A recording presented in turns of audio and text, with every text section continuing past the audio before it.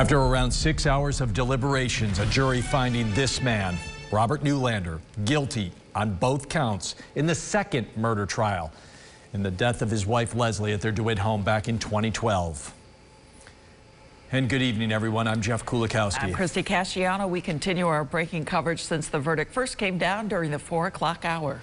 We have continuing team coverage for you now. News Channel 9's Madison Moore, Andrew Donovan, both live outside the Onondaga County Courthouse, downtown Syracuse. I want to get right to Andrew to start off. You've been covering the case, Andrew, since jury selection, day one.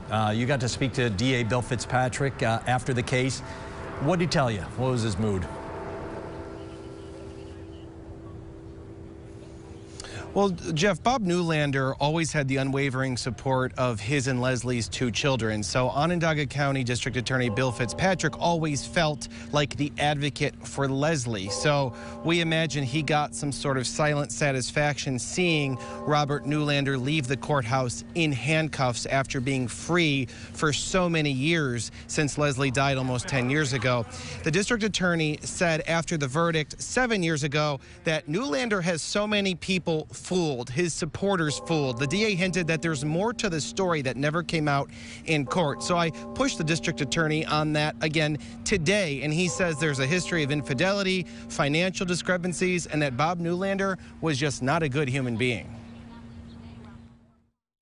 It's a sad day. This man ruined a family, his own family. He made Jenna the victim number 2 in the case, and you know, the irony is that Jenna, in her efforts to absolve him, hurt him so badly in the first trial that, as you all know, they chose not even to call her in the second trial, and that hurt him again, and that's the way it should be.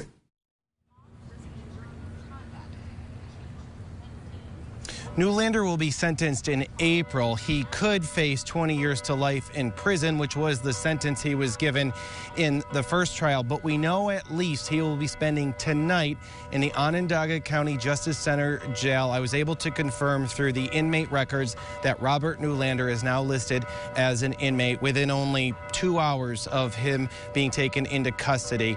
That is across the street on the other side of the old Onondaga County Courthouse. That's where News Channel 9's Madison Moore is live. She didn't see Robert Neulander because he was taken underground, but she did see the Neulander family leaving, and we know that they spoke out right after the verdict. Madison, what did they have to say? Well, Andrew, Ari Neulander, the son of Robert Neulander, walked into the courthouse this morning arm in arm with his father. And just this afternoon, his father was escorted out of that courtroom in handcuffs after the jury found him guilty on both counts. And just a few minutes after that verdict was read out, Ari Neulander and his sister Jenna walked out of the backside of the courthouse hand in hand with what appeared to be some other family members walking over to the Justice Center. And we did have a chance to speak with Ari moments after the verdict was read out inside the courthouse, where he was standing firmly in support of his father.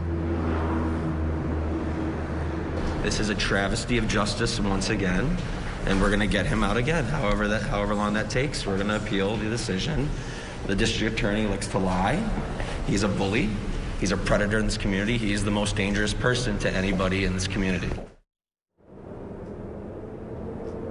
And we also heard something similar from Neulander's defense attorney after the verdict was read out, who said he is already preparing an appeal. It's actually the same law firm that won Neulander his first appeal. And now that Robert Neulander has been booked, like Andrew said, he will spend a night in jail tonight, and then we'll find out how many years in prison he will spend after his sentencing in April. Live in downtown Syracuse, Madison Moore, News Channel 9.